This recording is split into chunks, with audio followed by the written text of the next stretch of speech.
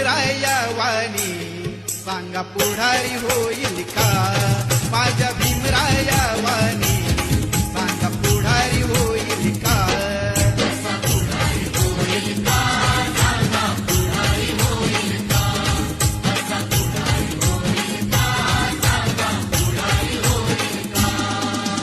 सुज्ञानाचा निर्मळ जरा भीमासारखा माणूस खरा जन्मा येईल का?